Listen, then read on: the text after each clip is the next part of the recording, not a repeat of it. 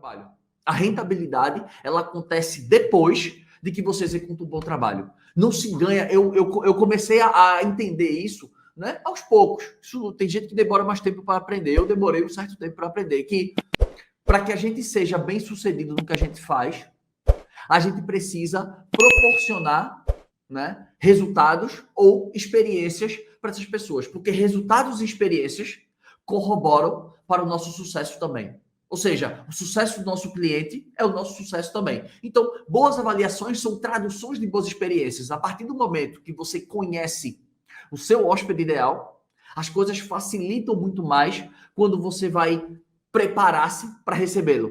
Por quê? Porque quando você tem foco no hóspede, que as empresas maiores, né, existem nomes em inglês, eu evito nomenclaturas em inglês, mas algumas vezes é inevitável não utilizar. Mas as empresas que têm foco no hóspede são as empresas que têm o customer centric, ou seja, o cliente no centro do negócio. Essas são as empresas customer centric. Ou seja, as pessoas, as empresas, né, os funcionários das empresas, elas começam a observar situações, percepções e as expectativas dos seus hóspedes.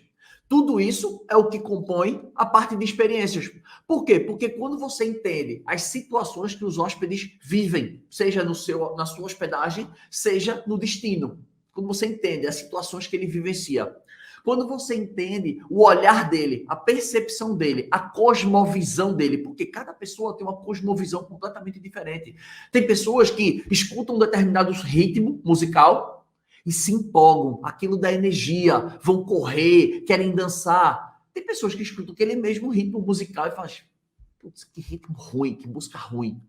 Mas não existe música boa e não existe música ruim. Existe cosmovisão e percepção de pessoas diferentes. Ou seja, nenhum meio de hospedagem vai conseguir agradar todo mundo. Mas quando eu tenho o meu hóspede no centro do meu negócio e eu começo a entender as situações que ele vive, as percepções que ele tem dos locais, como que eu percebo isso? Escutando.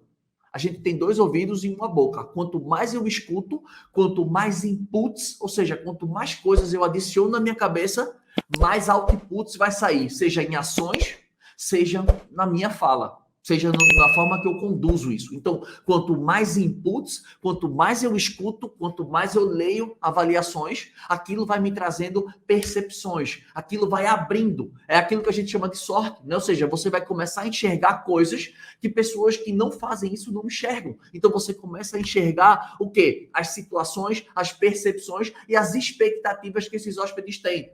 Por quê? Eu costumo dizer que uma boa avaliação, né, que se eu vou tirar ela assim de forma individual, seria o pilar da avaliação. Ele é um dos pilares que eu ensino dentro do método hospedagem lucrativa para que você consiga triplicar reservas.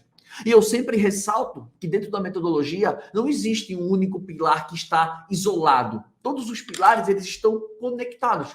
Por quê? Porque o pilar de uma boa avaliação, ele deriva de outros 2 outros pilares. No começo da live agora, eu acabei de dizer o quê? Que uma ação, ela tem consequências em primeira, segunda e terceira instância.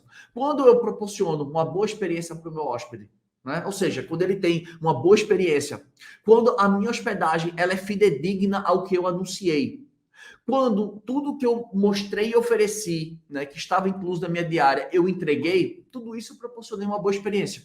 E tudo isso aqui que eu acabei de falar, está incluso 2 pilares aqui que se conectam com a avaliação. Ou seja, o pilar de avaliação, eu não ganho uma avaliação a troco de nada. Eu falei no começo da live, é consequência de primeira, segunda e terceira instância. Ou seja, a avaliação, ela começa desde o momento da busca até o momento que o hóspede vai embora. A avaliação, ela não está resumida só à tua hospedagem. É todo um contexto. Por quê?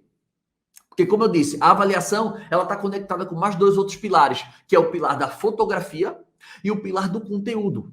São 2 pilares. E esses 2 pilares, para que eles servem? Gerenciar a expectativa. Imagina se você anuncia a sua propriedade, o seu meio de hospedagem, você coloca várias fotos e quando o hóspede se hospeda com você, aquelas fotos que você postou lá no teu anúncio são fotos muito antigas, são fotos de 3, 4, 5, 6 anos atrás.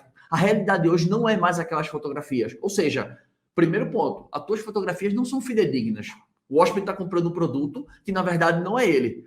Tu acha que é possível existir uma boa avaliação aqui? Para pensar. Se as fotos que tu anunciam não são as fotos da realidade, não são as fotos atuais. Aí o hóspede chega lá, faz uma reserva, chega lá. Quando ele chega lá no meio da hospedagem, ele vai dizer, nossa, peguei um meio de hospedagem que, cara, a foto era uma coisa e a realidade era outra. Esse é um primeiro ponto. Segundo ponto.